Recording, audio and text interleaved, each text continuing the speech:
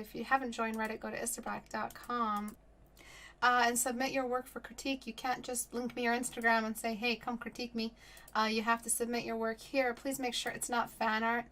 Please make sure it's something, you know, a study of something, and upload your references. That's a rule. You can't just draw something and upload the reference and say, hey, look at my drawing. No, look at my photo referenced study is what you mean to say. So let's get started. Welcome everyone to our Tuesday and Thursday our Tuesday and Thursday critique hour, where you submit your work humbly and I critique it humbly, as humbly as I can, though I'm the boss and I'm the best at what I do. So much is going on, and I feel like we need to have one of those days where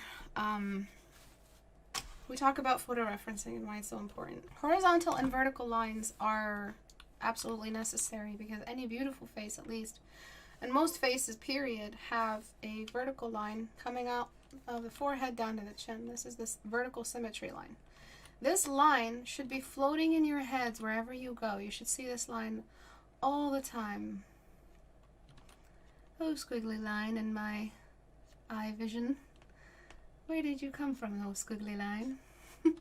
You know what this is? Do you want to know what this is? This is a peek into how you remember things in your brain.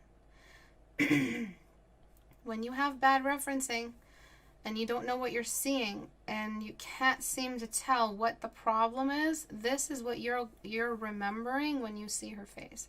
So the line that runs along the middle is the most important one, because the face is the same on either side. So we use this as a point of reference. We use lines and rulers to capture quantity information, quantitative information, that we cannot see because of our human error. You are working with a tunnel vision, extreme tunnel vision. When you think this looks right, you are in some deep tunnel vision, because you are localizing the likeness to the nearest instead of creating more external, zoomed out representation of the likeness when we zoom out. Then there's likeness. So if we were to correct all of the anatomy issues, this would still be a great face without her in mind. But because she's in mind, we have to capture likeness. Likeness is the key when you're working with photo reference, because the reason why you're doing it is so you can learn better, more faces, more variety of faces. The head is a building. Write that back to me. When we have a building, do we just tell the workers, just draw what you think looks straight? No, because the building will end up looking like this and will most likely fall, and people will most likely die. All right, let's just compare these changes to where you were before. All right. See what I mean by distortion? So these were structural and likeness changes, and now all we have to do is just make sure that we have better representation of values. My brush strokes are large because I'm trying to capture these large areas. So again, she looks great, but we're trying to capture likeness, which is structural in this case, which is why the student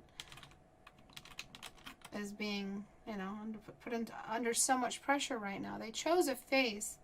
They should stick to it. Jump right back to my squared blocker for everything else. We're addressing different levels of detail and different zooms with the same tools, because there's worlds within worlds of detail here. There's worlds of blocks within worlds of blocks. Write that back. There's worlds of blocks within worlds of blocks within Worlds of Warcraft. Now, I'm going to bring in the big chungus, alright? The big what? Andre got it. Soft brush is the big old mamma jamma, king of the West. Okay, that is the big old chungus, alright? So, it is the king of radial shading. And with my soft brush, I'm going to kind of try to create the feeling of an eyelash cluster. And soft brush just has this beautiful way of combining regions together with very little damage. And there's a lot of shadow only soft brush can pull off. And most of these areas, along with the terminator line from that bounce light or rim light. Before, after.